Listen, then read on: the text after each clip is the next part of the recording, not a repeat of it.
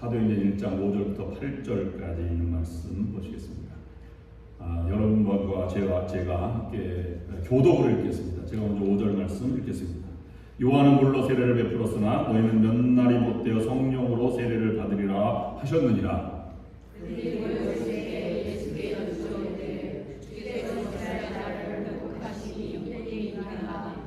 이르시되 때와 시기는 아버지께서 자기의 권한에 두셨으니 너희가 알 바 아니요 오직 성령이 너희에게 임하시면 너희가 권능을 받고 예루살렘과 온 유대와 사마리아와 땅 끝까지 이르러 내 증인이 되리라 하시니라. 아멘.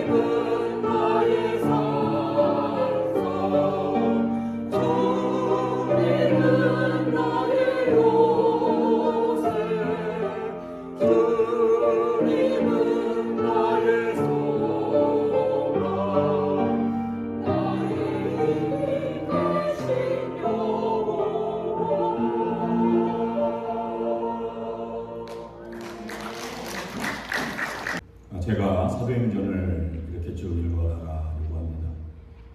사도행전은 여러분들이 평생 많은 설교를 들어왔고 또 전호자와 초대교회 성화는 너무 많이 여러분이 정말로 귀가 다가도록 들어온 말씀이기 때문에 이 말씀을 다시 반복하지는 않을 예정입니다. 대신 사도행전이 우리에게 들려주기까지의 과정 가운데 우리에게 주시는 영적인 교훈이 무엇인지, 우리가 신앙생활과 세상 삶 속에서 우리가 깨닫고 실천해야 할 교훈들이 무엇인지를 묵상하는 설교가 될 것이라고 생각합니다. 그렇게 묵상하는 사도행전 묵상 설교를 함께 참여하면서 함께 따라와 주시면 감사하겠습니다. 오늘은 우리가 잘 아는 지상 명령이라고 하는 이 오직 성령이 너에게 임하시면 너희가 권능을 받고 예루살렘과 온 유대와 사마리아 땅끝까지 이르러 내 증인이 되리라 하신 말씀을 모두가 다 암송하고 있는데, 이 말씀의 배경과 또 성령의 능력으로 일한다는 것이 무엇인지 하는 것을 우리가 함께 묵상해 보려고 합니다. 지난 시간에는 약속하신 말을 기다리라 하는 말씀으로 묵상을 하였습니다. 그러면 왜 이런 예수님의 말씀을 하셨을까 하는 것을 묵상해 보면서, 모든 일에는 순서가 있으며 하나님의 더군다나 큰 하나님의 나라의 일은 하나님의 방법과 일과 때와 장소가 있는 순서가 그만큼 중요하다 하는 것을 우리에게 전해주고 있는 것입니다. 오늘 말씀 8절 말씀에 보면 이렇게 기록하고 있습니다. 오직 성령이 너희에게 임하시니 너희가 권능을 받고 예루살렘과 온 유대와 사마리아와 땅끝까지 이르러 내 증인이 되리라. 여기에서 하나님이 일하는 순서는, 하나님의 방법은, 하나님의 계획은, 하나님의 약속을 이루어 가시면 어떻게 되는가를 우리에게 보여주고 있는데, 임하시면이라고 하는 말의 첫 번째 지난 시간과 연결되어서 묵상해 볼 수 있습니다. 임한다고 하는 것은 때를 기다리는 자에게 찾아오면 이라는 뜻입니다. 그러면 기다리는 자에게 하나님께서는 너희가 성령이 너희에게 임하시면, 기다리는 자에게 성령이 임하는데, 임한다고 하는 것은 뜨거운 마음뿐만 아니라 권능을 주신다. 너희가 권능을 받아서 라고 하는 것입니다. 성령을 의지해서 일하게 될 때가 오면 이라는 것입니다. 그러면 그곳에서 성령을 의지하고 일하는 자들이 모인 교회에서 라고 하는 것이 세 번째 순서입니다. 그래서 우리 성경에는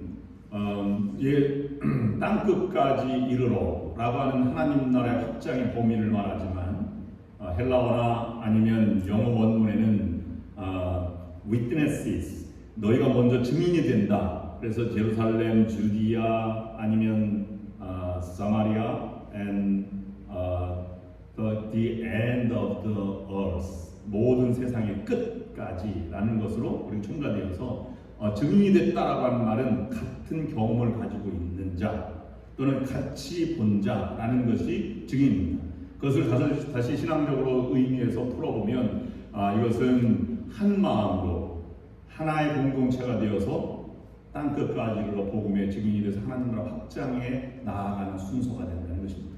먼저 기다리는 자에게 성령이 임하고, 성령이 임하면 한 공동체로서 하나가 되어서 지상 끝까지 선교 사역과 선교 사명, 전도의 사명을 감당해 나아간다라고 말씀하고 있는 것입니다. 그런데 오늘 성경 말씀에 보면 요한은 물로 세례를 베풀었으나 너희는 몇 날이 못되어 성령으로 세례를 받으리라 하셨는데, 이 성령 세례는 성령이 임한 것과 약간 차이가 있어서 그것은 사도행전 19장에서 성령 세례를 묵상하도록 하겠고, 오늘은 그것이 아니라 어떻게 성령께서 주님의 몸된 교회를 세우고 그리고 다스리시고 또 성령의 가장 중요한 역사 사역의 모습이 무엇인지를 묵상해 가면서 함께 우리에게 주는 교훈을 묵상해 보려고 합니다. 기다렸다가 성령이 임하면 뜨거운 마음으로 하나가 되어서 복음 증거자가 되라고 하는 말에, 기다린다라고 하는 말의 첫 번째 우리에게 주시는 교훈의 말씀은 조급함을 버려야 한다는 것입니다. 제가 나이가 드신 분들은 더 실수가 많고 젊은 사람을 실수가 적은 것이 있는데, 밖에 나갈 때 옷매무새가 그렇습니다. 저도 많은 실수가 있는데요. 넥타이를 매려고 와이셔츠를 입는데 와이셔츠 단추를 하나씩 어근 맞춰서 단추를 잠가가지고 맨 아래 가면 하나가 단추가 남습니다. 그래서 다시 풀어서 또 하게 되죠. 떠나기 전에 이 남은 것을 볼 때야 내가 잘못했네라고 하는 것은 늦을 것이지만, 그래도 밖에 나가기 전이니까 감사한 일입니다. 여러분 허리띠 아십니까? 남자들은 허리띠를 바지를 입고 허리띠를 찰 때가 있습니다. 그런데 너무 허리띠를 묶고 이렇게 하면 실수가 없는데, 바지를 입고 허리띠를 하니까 허리띠에서 허리띠 줄 하나를 빼는 경우가 많이 있습니다. 그러면 뒷모습이 보기에 얼마나 민망한지 모릅니다. 얘기할 수도 없고 안 할 수도 없고. 그래서 더 심각한 것은요, 바지를 다 입고 단추도 다 담갔는데 동대문을 열어놓고 가는 것입니다. 그럼 이거 말할 수 없습니다. 나중에 알고 보면 얼굴이 빨개집니다. 한 번쯤 이런 실수를 안 한 사람이 있을까요? 없을 것입니다. 근데 제가 생각해 봤습니다. 왜 실수하죠? 마음이 콩밭에 가 있기 때문에 실수하는 것입니다. 나는 지금 옷을 입고 있는데 옷 입는 건 둘째치고 이건 과정이고요. 밖에 나가서 만날 시간만 무엇인가 할 것만 먼저 생각하니까 하나를 빼뜨리는 영웅입니다. 그래서 현장에 충실하는 것이 무엇인지를 알아야 실수가 덜한 것입니다. 그러면 사도행전 초반부에 나타난 제자들과 예수님과의 관계도 비슷한 관계입니다. 오늘 말씀 보면 사도행전 1장 6절 말씀에 이런 부분이 나옵니다. 그들이 모였을 때에, 제자들이 함께 모였을 때입니다. 예수께서 여쭈어 이르시되 주께서 이스라엘 나라를 회복하심이 이때니까 너희는 내게 보내준 도에서 성령을 기다리라 라고 해서, 그래서 성령을 받으면 온 유대와 사마리아 땅끝까지 복음의 증인이 될 것이다. 너희들은 성령을 기다려야 돼. 기도해 라고 말했는데, 제자들은 기도하러 모인 자리에서 무엇을 원하느냐 하면, 주님, 이스라엘 나라가 회복되어서 자유민주로 살아갈 것이 지금입니까? 다른 얘기를 하고 있는 것입니다. 제자들은 몸이 다 있었습니다. 너무 성급하게 결과를 기다리고 있는 것입니다. 부활하시고 승천하시기 전에 제자들은 세상의 복음으로 정복되어야 하지 않느냐? 지금 예수님이 부활하셨으니까 다시 죽었다 살아나시는 모습을 보니까 희망이 있습니다. 십자가에서 다 도망갔는데 다시 살아난 모습을 보니까 힘이 넘칩니다. 하나님 무엇인가 예수님 할 것이 있지 않습니까? 복음으로 세상을 정복하시겠습니까? 로마가 멸망당하고 복음으로 세상을 무찔러야 되지 않겠습니까? 라고 말하는데, 사도들이 한자리에 모여서 예수께 여쭈은 것에 개역 성경에는 묻자와 가로되 라고 말했고, 여기에서 세번역 성경에는 예수님께 여쭈었다 라고 번역하고 있습니다. 우리는 그냥 한글로는 물었다라고 해서 불분명하지만, 이 헬라어 원역의 주석 성경을 약간 빌려보면 주석학자들, 신학자들이 번역해 놓기는 이것은 현재 미완료형으로 되어 있어서 과거부터 질문해왔고 만날 때마다 질문하고 또 질문할 것이다 라고 하는 전제를 깔아놓고 있는 단어 시제라고 합니다. 그러니까 너무 성공했습니다. 지금입니까? 예수님 부활하셔서 로마 나라를 무찌를 것입니까? 언제 그렇게 할 것입니까? 끊임없이 질문했다는 것을 얘기해주고 있는 것입니다. 지금 성전에서 그동안 우리 당한 치욕이 얼마나 있습니까? 예수님께 모욕을 주고 그리스도인들을 핍박하고 예루살렘 성전에서 거들먹거리며 백성들을 괴롭히고 있는 저 제사장들과 종교 지도자들을 보지 않습니까? 저들 언제 혼내주실 것입니까? 로마 군대도 무찌르고 압제한 저 사람들을 언제 우리가 복음으로 정복해 나갈 것입니까? 라고 하는 것이 제자들의 마음의 열정과 꿈틀거리는 것이 새롭게 싹트기 시작했다고 하는 것입니다. 예수님이 공생의 기간 중에 줄곧 예수님의 제자들의 관심도 거기에 있었습니다. 이스라엘 나라의 회복이 어느 때입니까?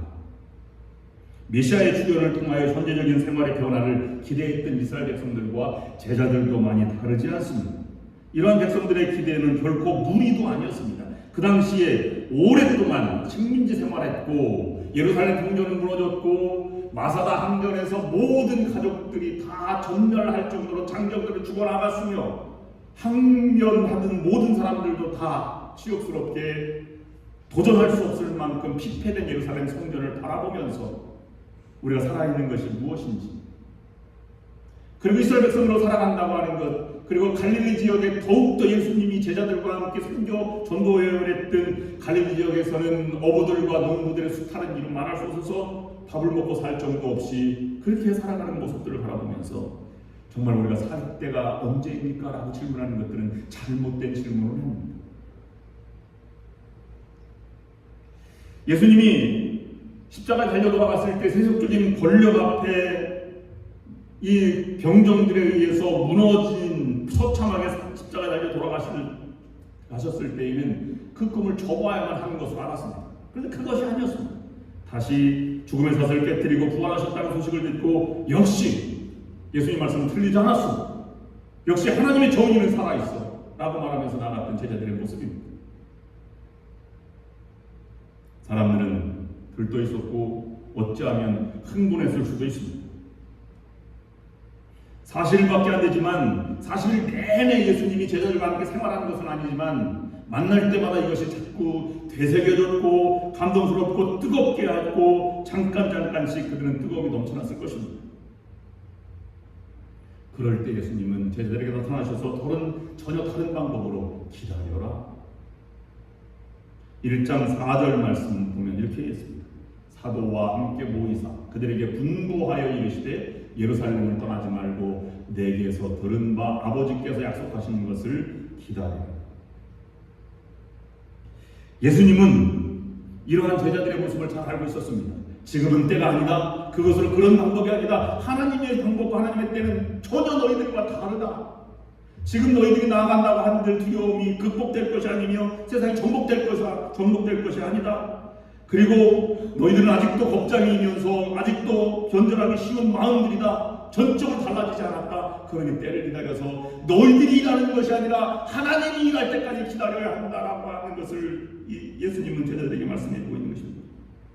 다른 방법으로 말씀을 드리면 너희들이 세상을 변화시키려고 하는 것, 복음으로 세상을 정복해 나가려고 하는 것, 신앙적으로 살려고 하는 것은 너희의 의지와 방법과 훈련과 도전이 아니라 하나님이 주시는 방법과 하나님의 때에 따라서 살아가는 것이 진정한 능력이고 진정한 하나님의 길이라고 하는 것을 보여주고 있는 것입니다. 성령이 주시는 것이라고 하는 말은 지혜와 때와 능력입니다. 여러분 무엇이 지혜입니까? 때를 아는 것이 지혜입니다. 말할 때와 말하지 않을 때, 일었을 때와 일어서지 않을 때, 기도할 때와 행동할 때를 아는 것이 지혜입니다. 그리고 때를 알고 그 능력을, 담대한 능력을 가지고 용기 있게 두려움을 극복하고 나아가는 것입니다.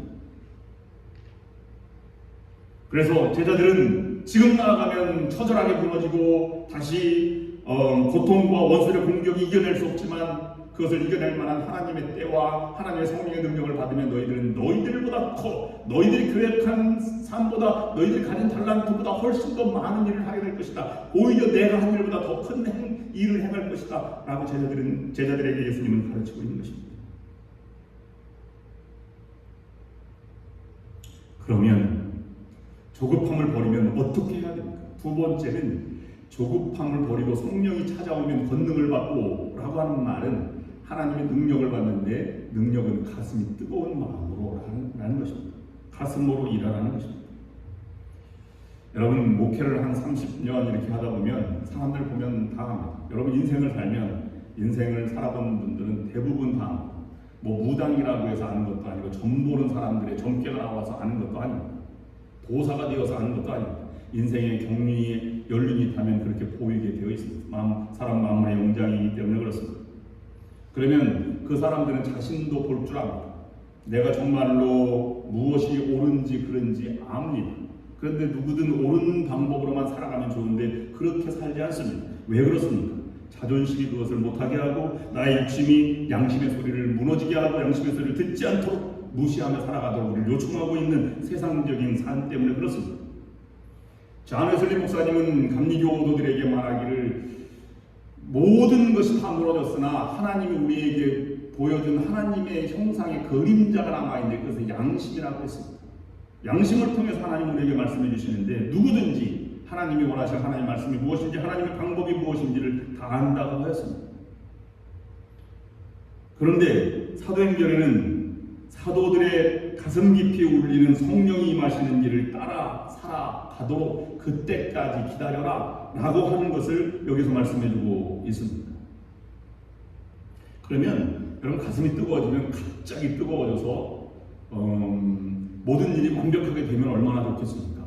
오순절 성령 강림 사건이 일어났다 해서 완성이라고 보는 학자들도 많이 있습니다만은 오순절 성령 강림 사건이 일어나고 이 사도들과 초대교회가 실패한 것들이 많이 있습니다. 예를 들자면 고넬료의 신방하는 이방인들을 신방하는 것이라든지, 아니 부정한 것을 먹는 것이라든지, 아니면 할례자를 용납한다는 것인지, 기독교인이 되려면 할례를 받아야 되는 것인지, 이것을 혼동해서 완성된 단계로 나아가지 못했습니다. 그렇다면 오순절 성령 강림 사건을 경험한 사람들은 완성 단계가 아니라 출발선상에 있다고 볼 수 있는 것입니다.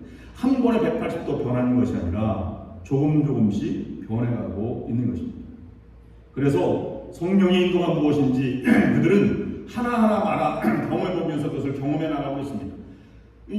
가룟 유다 대신 한 제자를 뽑아야 되는데 마띠아와 요셉이 올라왔는데 그런 마띠아가 뽑혔습니다. 하나님은 이런 방법을 통해서도 사람을 보충해 주시는구나 라고 하는 것을 그렇게 알았습니다.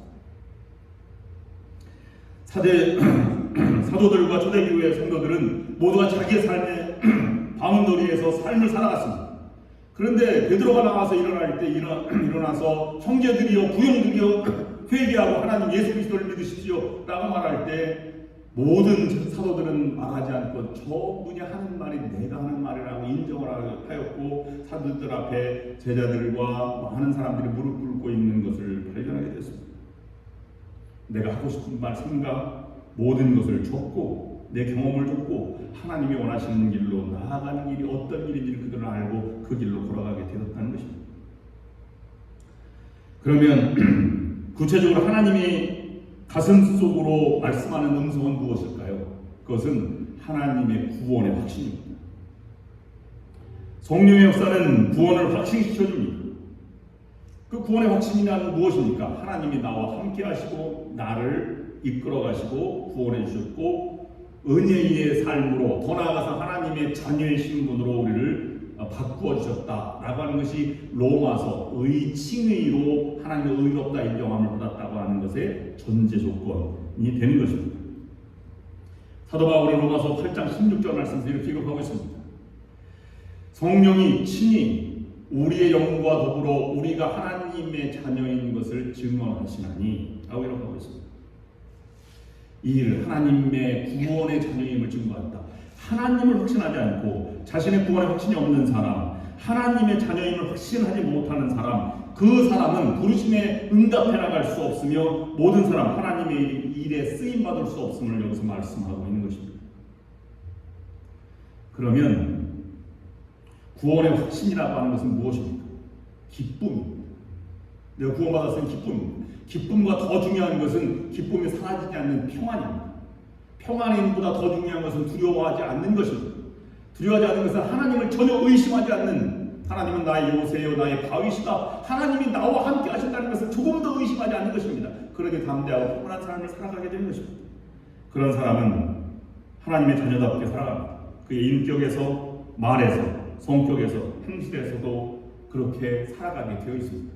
그런데 왜 하나님의 자녀라고 표현했을까를 묵상해 보았습니다. 여러분, 자녀는 완성된 존재가 아닙니다.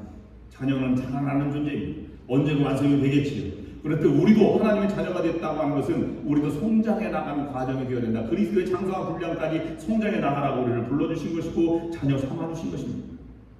그래서 지속적으로 자라가게 하는 것입니다.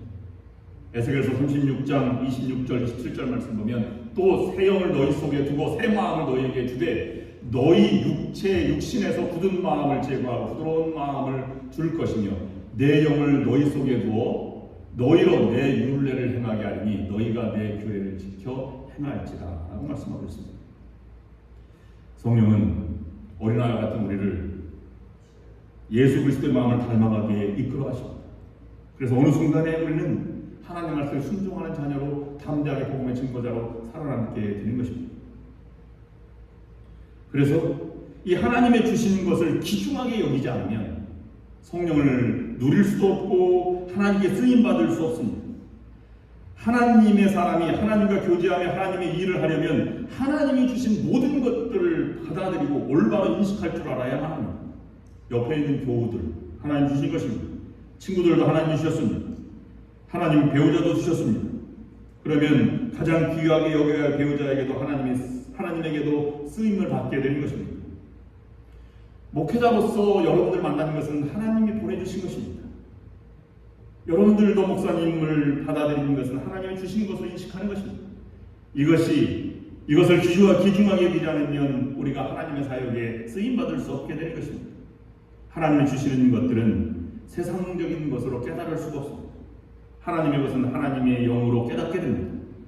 성령은 우리의 눈을 열어서 하나님의 신령한 것들을 깨닫게 도와주십니다.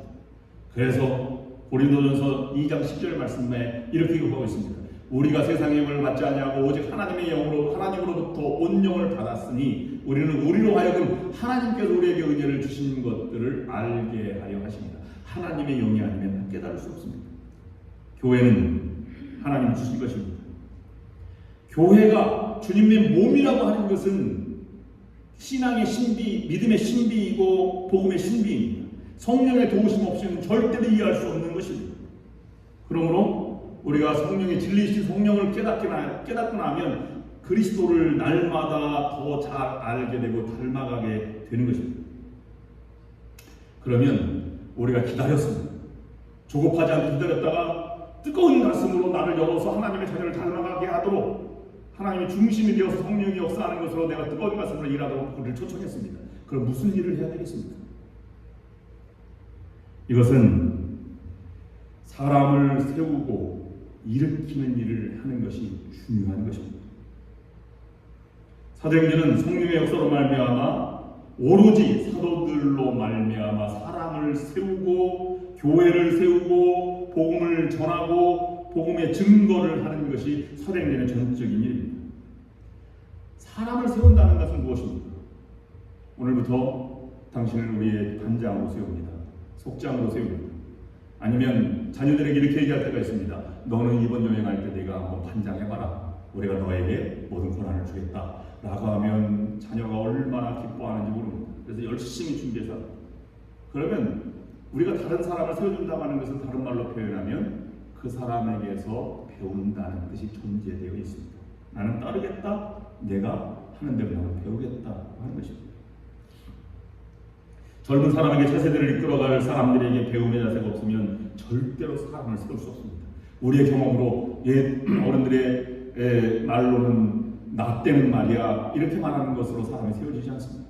너는 부족하지만 내가 너를 세우고 내가 실수가 있지만 너를 따라서 나는 배울 것이다 라는 자세로 사람을 세우는 것이 공동체입니다. 성령의 역사가 없으면 절대로 쉬운 것이 아니고 내가 낮아지지 않으면 세우는 것은 절대로 어려운 일입니다. 왜냐하면 사람은 다른 사람이 먼저 보이는 것이 아니라 내가 먼저 보이기 때문이며 나의 자존심이 살아있기 때문에 다른 사람 세우기가 쉽지 않은 것입니다. 그런데 여러분 반대로 생각해 보십시오. 사랑하면 그 사람을 세워주기를 원하고 그 사람의 말에 듣기를 기뻐하는 것입니다. 그것은 사랑한다면 자존심의 문제가 아닙니다. 세우고 일으키는 사람이 배우는 사람입니다. 어느 대학교 초급 대학을 나온 교대를 나온 여선생님이 열심히 대학교에서 준비를 해서 초등학교 임용고시를 봐서 합격을 했습니다. 그래서 자기 고향에서 일하고 싶어서 고향으로 내려가는 지원을 했습니다. 자기 고향의 투매산골이지만 그곳에서 나이 드신 어머니를 모시기 위해서 그곳에 초등학교를 들어가고 교사가 된 것입니다. 어머니는 예전보다 많이 늙으셨고 기력이 세이셨습니다. 나는 이제 교사로서 어머니를 잘 모셔야 되겠다라고 생각하고 어느 날 겨울에 수업을 마치고 돌아오는데 눈발이 날리기 시작했습니다. 너무 춥고 쓸쓸한 기운이 들어서 그는 멀리 새로 나온 신장로를 돌아가는 것이 일반적이었으나 빨리 가고 싶은 생각에 냇가를 건너서 지름길로 집을 가고 싶었습니다. 그래서 종종 걸음으로 냇가 징검다리를 건너다가 눈길이 아직 마르지 않은 곳으로 좀 멀리 있는 징검다리를 뛰다가 그만 물속에 퐁당 빠지고 말았습니다. 한겨울에 그것도 추위에 얇은 옷을 입은 여선생님은 아주 절망하고 말았습니다. 오히려 집에 빨리 가고자 했던 마음이 오히려 더 치욕스럽고 추운 대로 이렇게 마음이 상해서 집을 향해서 돌아가고 있었습니다. 그 집에 가서 엄마에게 이렇게 얘기했습니다. 엄마, 나 빨리 오려고 하다가 징검다리를 건너다 물에 빠져서 옷 빨리 줘! 라고 했더니 어머니가 이렇게 얘기했습니다. 얘야, 내가 먼저 너에게 할 말이 있구나. 너 그 징검다리를 제대로 가까이 놓고 왔느냐? 무슨 얘기에 지금 바빠서 옷 입고 가려고 합니다. 먼저 그 돌을 제자리에 놓고 오느라. 어머니의 이 단단한 호통 같은 말을 거역할 수가 없어서 여선생님은 다시 냇가로 가서 그 돌을 놓고 돌아오게 되었습니다. 그 돌아오면서 그는 생각했습니다. 인생에는 내가 가르칠 것보다 배울 게 훨씬 더 많구나.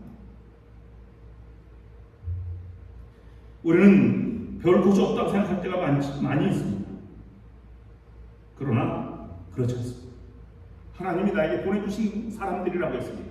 나의 아내, 교우, 자녀들, 친구들 모두 나에게 보내주신 것입니다. 왜 보내주셨을까요? 그에게서 배우라고 보내주신 것입니다. 배운다고 하는 것은 그를 섬기라고 하는 것입니다. 존경하고 받아들이라고 하는 것입니다. 하나님의 자녀로 그 영혼에게 믿음의 삶을 배우라고 보낸 것입니다. 사람을 세우는 것은 그러면 내가 그런 배울 만한 사람에게 배우는 것이 아닙니다. 뉴호프 커뮤니티 교회 데일 갤러웨이라고 하는 목사님이 일화를 소개해 주었는데 실화입니다. 교회, 커뮤니티 교회는 옛날에 연합감리교회도 초등학교부터 고등학교까지 12학년까지 학교가 대부분 있었는데 지금은 연합감리교회가 없죠. 여기도 아마 예전에는 학교가 있었는지는 모르겠습니다. 그 다음에 학교가 있는 그 교단들이 있습니다. 카톨릭도 모든 교회마다 학교가 있어요. 프라이빗 스쿨, 종교 시설로 학교를 하는 것이죠. 루터란 처치도 있습니다. 연합감리교회 있고 커뮤니티 처치도 대부분 있습니다. 그런데 그 커뮤니티 처치의 5학년 담임 선생님이었던 그런 탐슨 선생님과 그에 관해 테디라고 하는 학생의 이야기를 글로 적어놨습니다. 테디라고 하는 학생은 어머니와 함께 사는데 옷이 누추했고 허름한 집에 살았습니다. 항상 왕따를 당했습니다. 허름한 집이니까 씻을 수도 없어서 늘 심한 냄새까지 났습니다. 누구 하나 가까이 하려고 하지 않았습니다. 그리고 시험 보면 채점할 필요도 없이 모두가 다 그냥 포기한 것처럼 이렇게 다 틀리는 아이였습니다. 선생님이 궁금하게 생각했습니다. 왜 그럴까? 그래서 1학년부터 4학년까지 교적부, 이 학생 생활기록부를 뒤져보게 되었습니다. 그 기록을 보면 이렇게 기록되어 있다고 적혀 있습니다. 1학년 때는 착한 아이입니다. 미래가 보입니다. 그러나 가정 환경이 불우합니다. 2학년 때 기록입니다. 조용한 아이입니다. 그러나 조금 폐쇄적입니다. 어머니가 불제병을 앓고 계십니다. 3학년 때 기록입니다. 학업 성취도가 떨어집니다. 금년에 어머니가 돌아가셨음 아버지는 아이에 대해서 관심 없습니다. 4학년입니다. 이 아이에게 미래가 없습니다. 아버지는 가출했음. 현재 이모님이 양육하고 있음. 학대당하고 있는 것 같습니다. 통선생님은 나도 모르게 자기 눈에서 눈물이 나는 것을 느꼈습니다. 시간이 지날수록 회복되면 좋은데 왜 점점 악해졌을까? 이것은 교육자들의 책임도 있고 주변 사람들의 책임도 있는 것이 아닐까? 그러면 나의 책임도 있는 것이 아닐까? 나는 5학년 기록 연말에 기록할 때 무엇이라고 쓸 것인가? 자괴감, 죄책감이 들었습니다. 그래서 수업 끝나고 통선생님은 반가워 개인적으로 만나서 그에게 공부를 다시 도와주기로 마음먹고 선생님 친구처럼 지내도록 하였습니다. 그래서 성탄절이 되었습니다. 이제 모든 학생들이 다 성탄절 선물을 가져오는 시기에 테디도 성탄 선물이라고 조그만 호르만 봉투에 가져온 것을 느꼈습니다. 선생님에게 모든 성탄 선물을 가져오는 것을 선생님이 오픈하는데 테디 오픈을 성탄 선물을 열어봤더니 가짜 다이아몬드 목걸이도 쓴 목걸이를 가져왔습니다. 그것도 이빨도 몇 개 빠진 것이었습니다. 그리고 향수도 하나 넣었는데 향수는 바람만 나는 것이었습니다. 선생님이 목걸이를 걸면서 나는 이 목걸이 좋아해. 그 향수도 뿌렸습니다. 나 이 향수 참 좋은 향수야. 나 이 향수 좋아하는데 라고 말했습니다. 그랬더니 탐슨 선생님에게 테디가 말했습니다. 선생님 몸에서 엄마 냄새 나요. 선생님이 엄마가 찾은 목걸이 사니까 선생님 엄마 같아요. 이렇게 얘기했습니다. 그리고 잊어버렸습니다. 7년이 지난 다음에 고등학교 졸업하는데 편지가 한 통이 왔다고 했습니다. 고등학교 졸업하는 테디에게 온 편지였습니다. 사랑하는 톰슨 선생님, 고등학교 졸업식을 선생님께서 선생님께 먼저 가장 알리고 싶었습니다. 저 학교에서 2등 했습니다. 4년 뒤에 한 통의 편지가 도착했습니다. 사랑하는 톰 선생님, 제가 대학교 수업을 수석으로 졸업했습니다. 6년 뒤에 편지가 왔습니다. 사랑하는 톰 선생님, 제가 의대를 졸업하고 의사가 되었습니다. 멋있죠? 그리고 이제 결혼할 예정입니다. 제 어머니가 일찍 돌아가신 것은 아시죠? 제 결혼식 때 제 어머니의 자리에 앉아주셨으면 감사하겠습니다. 선생님은 저에게 어머니이십니다. 우리의 삶으로 가르쳐서 이야기하는 것은 이해하기 쉽고 남의 이야기는 전해주기 쉽습니다. 내가 그 사람을 사랑한다는 것은 어렵고 힘든 말입니다. 내 의지와 내 노력으로는 불가능한 것입니다. 성령의 능력이 아니면 할 수가 없는 것입니다. 우리는 리더, 지도자에 대해서 관심이 많습니다.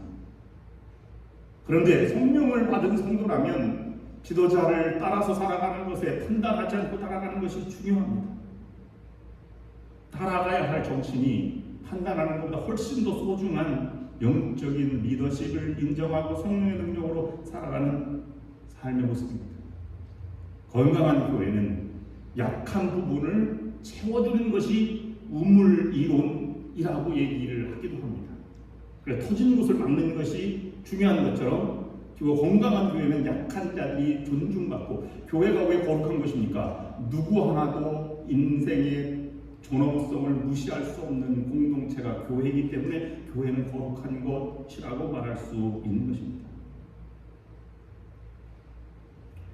세우는 것은 내가 하는 것이 아닙니다. 하나님이 세우는 것입니다. 사도 바울은 안디옥 교회를 통해서 담임 목사로 세움을 받았습니다. 빌립보 교회는 성령의 역사로 말미암아 루디아와 간수가 세움을 받아서 초대교회 빌립보 교회의 기둥이 되었습니다. 성령이 교회를 다스립니다. 그러면 그 가운데 우리가 새롭게 세움받는 것을 향해 나아가게 되는 것입니다. 그러면 네 번째로 우리가 배우는 교훈은 성령으로 일하는 사람, 세우는 사람은 반드시 무엇이 되어야 하냐면 한 마음이 되는 것이 중요한 것입니다. 은사는 달라도 성령이 인도하시면 반드시 하나가 되는 것입니다. 제가 한 가지, 나중에 이제 13장 가서 다시 말씀을 드리겠습니다만은 13장에 남아있는 한 구절을 보면 초대교회가 얼마나 하나가 되었는지를 보는 대표적인 구절이 있습니다. 13장 1절 말씀입니다. 안디옥 교회 선지자들과 교사들이 있으니 곧 바나바와 니게르라 하는 시므온과 구레네 사람 루기오와 분봉한 헤롯의 젖동생 미나엔과 사울이라. 여러분, 여기에서 5명이 등장하는데요. 바나바는 병신도였지만 나중에 이제 목회자로 세움을 받는 그런 선교사가 되어서 안수받고 선교가 되고, 바울을 안디옥 교회 담임 목사로 세우는 과정에 결정적인 역할을 한 사람이죠. 그 다음에 시므온은 니게르라고 하는 사람은, 니게르는 니그로라는 뜻으로 에티오피아 사람이라고 인정되는 흑인입니다. 구레네 사람은 북아프리카 사람입니다. 그 다음에 루기오는 그렇습니다. 그 다음에 분봉왕 헤롯의 젖동생 미나인이라고 하는 것은, 헤롯은 누굽니까? 세례 요한을 목을 쳐서 헤로디아에게 등반에 갖다 바친 사람입니다. 그것 때문에 예수님이 공생애로 나아가게 되는 결정적인 계기가 되지 않습니까? 그리고 이 헤롯을 통해서 초대교회 많은 사람들, 야고보라든지 순교자들이 엄청 많이 나오게 됩니다. 그런 사람들의 젖동생이라고 하는 것은 같은 한 젖을 먹고 자란 형제나 아니면 어릴 때의 친구를 젖동생이라고 얘기합니다. 왕족의 사람입니다. 민족을 말살시킬 로마의 황제나 로마의 분봉왕입니다. 용납할 수 없는 사람입니다. 그리고 사울입니다. 사울은 기독교인을 박해하려고 죽였던 사람입니다. 모두가 다 하나가 될 수 없는 처지에 5명의 평신도 지도자들이 예루살렘 교회를 떠나서 안디옥 교회에서 새롭게 교회를 공동체를 설립한 사람들의 지도자들이라고 하는 것을 보면 그들이 얼마나 다양한 사람들로 하여금 하나가 되었는지 우리에게 대표적으로 보여주는 사건입니다. 그렇다면 여러분, 하나가 되었습니다. 성령의 능력으로 하나가 되었습니다. 하나가 되어서 우리가 해야 할 일은 무엇입니까? 성령을 받으면 하나가 되어서 능력으로 승리하게 합니다. 그래서 1장 8절 말씀 보면 오직 성령이 너에게 임하시면 너희가 권능을 받고 예루살렘과 온 유대와 사마리아 땅끝까지 내 증인이 되리라. 이건 증인된다, 땅끝까지 이른다고 하는 것은 복음으로 승리하게 될 것이다 라고 말하는 것입니다. 성령은 환경을 바꾸고 능력을 주고 그다음에 환경 방해를 다스릴 수 있는 능력을 주십니다. 그렇지 못하면 환경 속에 인내할 수 있는 능력을 주십니다. 사도 바울은 빌립보 교회 감옥에서 나오기도 하였으며 다른 감옥에서는 잡혀서 그는 하나님께 감사의 찬양을 드리기도 하였습니다. 그리고 하나가 되어서 할 일이라고 하는 것은 하나님이 일하실 수 있도록 합심으로 기도하는 것입니다. 로마서 8장 16절 말씀이 이렇게 기록하고 있습니다. 성령도 우리의 연약함을 도우시나니 우리는 마땅히 기도할 바를 알지 못하나 오직 성령이 말할 수 없는 탄식으로 우리를 위하여 친히 간구하십니다. 우리가 그러면 기다렸다 성령으로 받아서 나아가기 위해서 우리가 할 일이 두 가지가 있습니다. 하나는 성령을 갈망하는 것입니다. 여러분 성령을 갈망한다 하니까 여러분 방언받는다든지 입신한다든지 신유를 한다든지 예언한다든지 통변을 한다든지 이런 성령의 능력이 아닙니다. 성령을 갈망한다는 것은 내가 할 수 없는 것을 할 수 있도록 능력을 주신다는 것입니다. 그리고 성령이 인도하시는 준비해야 합니다. 여러분 집에 손님만 와도 집안을 쓸고 닦는 것처럼 우리 인생에 예수님을 모시려면 갈고 닦고 인내하고 정결한 삶을 살아야 하는 것입니다. 그리고 내 것을 버리고 하나님의 말씀으로 채워져야 하나님이 찾아오십니다. 예배라고 하는 것은 다 하나님께 드리는 것입니다. 맨 처음 영광도 하나님께 드리고 하늘에 계신 우리 아버지 이름이 거룩하길 받으시오. 예배 또한 드리는 것은 내 간구와 기도 보고를 하나님께 드립니다. 나는 정말로 현실에 이렇습니다. 하나님 일용할 양식을 주시고 나에게 용서할 수 있는 능력을 주시옵소서. 내 간구를 하나님께 올려드리죠. 말씀을 듣습니다. 말씀을 듣는 것도 드리는 것입니다. 무엇을 드립니까? 말씀을 통해서 내가 잘못된 생각을 하나님께 올려드리고 하나님의 말씀을 간직한다는 것입니다. 그러면 내 열정을 가지고 다른 사람을 이웃을 섬기는 것으로 하나님께 올려드리는 것이 예배입니다. 결론으로 말씀드립니다. 우리는 생각할수록 연약하고 아직도 무지하고 보잘것없는 존재입니다. 그러나 우리는 두려워하지 않습니다. 우리를 도우시는 보혜사 성령이 우리와 함께 하시기 때문입니다. 우리 안에 거하시는 성령이 우리를 온전히 다스릴 때에 우리들은 베드로처럼 바울처럼 하나님의 영광만을 위해서 일할 수 있게 될 것입니다. 그러므로 여러분 두려워하지 말고 서두르지 마십시오. 오직 성령이 주시는 능력으로 기다렸다. 하나님의 능력으로 여러분 하나님의 영광을 드러내는 삶을 살아가시길 바랍니다. 하나님의 때가 되면 우리 교회 안에 그리고 우리 각자에게 놀라운 성령의 능력이 임하게 될 것입니다. 그런 여러분 모두가 될 수 있기를 주님의 이름으로 축원합니다. 이제 우주 예수 그리스도의 구원하시는 은혜와 독생자를 우리에게 아낌없이 내어주신 하나님의 그 크신 사랑하심과 저희가 늘 동행하셔서 힘과 용기를 주시는 그러므로 승리하게 하시는 성령의 역사인도 교통하심이 오늘 예배를 마치고 나아가는 모든 성도들과 저들의 가정 하는 모든 일 위해 지금부터 영원토록 함께 하시기를 간절히 축원하옵나이다. 아멘.